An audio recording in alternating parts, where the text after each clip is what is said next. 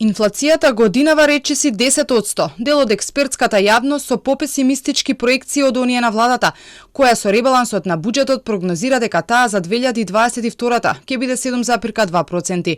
Од Институтот Finance Think појаснуваа дека повисоките бројки се резултат на глобалните случувања, кои се отсликуваат и врз домашната економија. Нивните прогнози се далеку полоши за растот на бруто домашниот производ. Очекуваат тој годинава да не достигне ниту 3%. Од владата пак сметаат дека ќе биде 3,2%.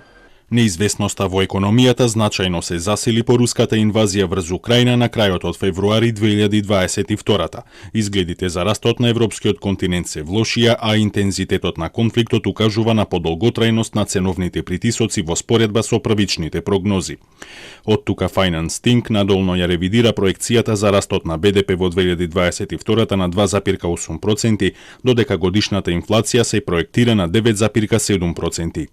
Иако статистика измери благо подобрување кај бруто домашниот производ во првиот квартал од 2,4% за живување на одредени сектори, експертите не се задоволни од бројките. Предупредуваат дека во втората половина состојбата ќе биде полоша, цените ќе растат, а не се исклучува можноста ниту од рецесија. Допрва ќе скокнат цените. Значи ние тоа не го гледаме се уште. Инфлацијата од 12% што ја гледаме сега е во мај.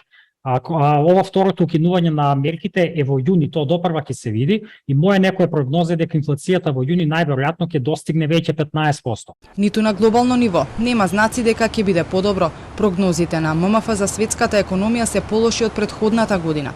Предвидувањата се дека некои земји ќе влезат во длабока рецесија, а има закана и од стагфлација, односно светот да се соочи со уште повисоки стапки на инфлација и значителен пат на производството.